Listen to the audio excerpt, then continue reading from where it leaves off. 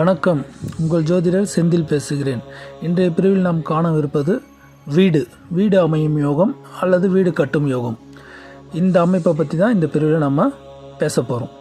பொதுவாக பார்த்திங்கன்னா ஜாதகத்தில் வீடு அந்த அமைப்பை குறிக்கிறது இடம், இந்த அமைப்பை குறிக்கிற பாவம் வந்து பார்த்திங்கன்னா 4ஆம் பாவம், லக்னத்துலேருந்து 4ஆம் இடம். யார் யாருக்கெல்லாம் பார்த்திங்கன்னா 4ஆம் இடத்துல சுபகிரகம் இருந்து இல்லை சுபகிரகம் பார்க்கப்பட்டு 4ஆம் அதிபதி மறைவு ஸ்தானத்துக்கு போகாமல் கெடாமல் ஒரு கேந்திரம் அல்லது திரிகோணம் அது மாதிரியான இடத்துல உட்காந்துருக்குதோ அவங்களெலாம் பார்த்திங்கன்னா இயற்கையாகவே அவங்க ரொம்ப எஃபர்ட்லாம் போடாமல் வீடு வாசல்லாம் நல்லபடியாக அவங்களுக்கு அமைஞ்சிருக்கும். நீங்கள் ஜாதகத்தில் அவங்கவுங்க ஜாதகத்தில் நல்ல வீடு கட்டினவங்க ஜாதகம் இல்லை இயற்கை அவங்களுக்கு நல்ல வீடு இருக்கிறவங்க ஜாதகத்தெலாம் செக் பண்ணி பாருங்கள், இது கரெக்டாக உங்களுக்கு மேட்ச் ஆகும்.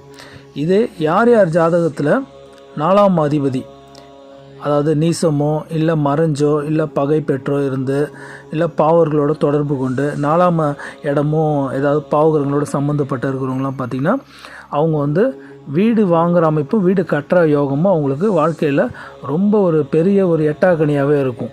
எவ்வளோ முயற்சி பண்ணியும் அது அமையாமல் இருக்கும். அப்படி அவங்க பண்ணால் கூட அது ஒரே டேக்கில் முடிக்க மாட்டாங்க. வீட்டை கிட்டத்தட்ட ஒரு 4-5 டேக்கு போகும். அது வீடு கட்டி கட்டி கட்டி கேப் விட்டு கிட்டத்தட்ட வருஷக்கணக்காக அப்படியே கடந்து தான் அவங்க முடிப்பாங்க.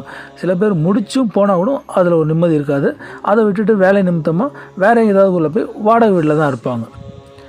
அதனால் இதை வந்து நீங்கள் ஜாதகப்படி எப்படி சரி பண்ணணுன்னா, உங்களுக்கு நடக்கிற தசா புத்தி உங்களோட ஜாதகத்தோட வலிமை 4ஆம் அதிபதியோட வலிமையை பொறுத்து நீங்கள் அதை ஒரு நல்ல ஜோதிடர்கிட்ட ஆராய்ச்சி வீடு கட்டணுன்னா அதுக்குண்டான அந்த நாள் வாஸ்து நாள் சொல்லுவாங்க.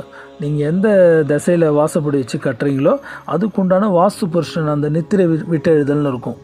அதுக்குண்டான அந்த நாளை குறித்து சின்னதாக ஒரு பூமி பூஜை கண்டிப்பாக போடணும். அந்த பூமி பூஜை போட்டு வாஸ்து புருஷனோட அனுமதி பெற்றதுக்கப்புறம் தான் நீங்கள் அங்கே வீடு கட்டணும். அப்போ தான் நீங்கள் கட்டும்போது எந்த பிரச்சனையும் இல்லாமல் நல்லபடியாக வீடு முடியும். அதுக்கப்புறமும் நீங்கள் குடி போனதுக்கப்புறம் நீங்கள் நோய் நொடி இல்லாமல் நல்ல உறக்கத்தோடு நல்லபடியாக நிம்மதியாக அந்த வீட்டில் இருப்பீங்க. இல்லைனா உங்களுக்கு அந்த வீட்டுக்கு போனால் பிரச்சனைகள் மேலே பிரச்சனைகள் வந்துனே தான் இருக்கும். அதனால் ஃபஸ்ட்டு ஸ்டெப்பு நமக்கு 4ஆம் பாவம் நல்லா இருக்குதான்னு செக் பண்ணிக்கோங்க, 4ஆம் அதிபதி ஒரு நல்ல ஜோதிடர்கிட்ட. 2வது ஸ்டெப்பு, நீங்கள் வீடு கட்டுறது முன்னாடி எந்த திசையில் வாசப்படி வச்சு கட்டுறீங்களோ அந்த திசைக்கு தகுந்த வாஸ்து நாள் கரெக்டாக செல் பண்ணி ஒரு பூமி பூஜை நல்லபடியாக போடுங்க. அதுக்கப்புறம் வீட்டு வேலையை நல்லபடியாக பண்ணி முடித்து நல்லபடியாக இருங்க. அப்படி இல்லைன்னா நீங்கள் இது ஜாதகம் 4ஆம் பாவம் எனக்கு பிரச்சனையாக இருக்குது, அப்போ நாங்கள் என்ன பண்ணுறதுன்னும் போது கோச்சாரத்தில் எப்போ உங்களுக்கு அந்த உங்கள் ராசிக்கு 4ஆம் வீட்டில் சுபகிரகங்களோட தொடர்பு இருந்து ஒரு குருவோட பலம் இருக்கோ அந்த நேரத்தில் நீங்கள் என்ன செய்யலாம், கட்டின வீடாக வாங்கலாம். அது மாதிரி உங்களுக்கு அமைச்சிக்கோங்க. அது உங்களுக்கு இன்னும் கொஞ்சம் சிறப்பாக இருக்கும்.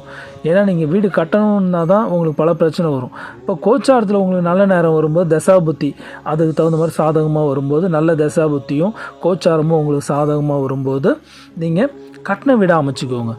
அது உங்களுக்கு பெஸ்ட்டாக இருக்கும். இதை உங்களுக்கு அருகாமையில் உள்ள நல்ல ஜோதிடர்கிட்ட உங்கள் ஜாதகத்தை கன்சல்டேஷன் பண்ணி முடிவெடுங்க.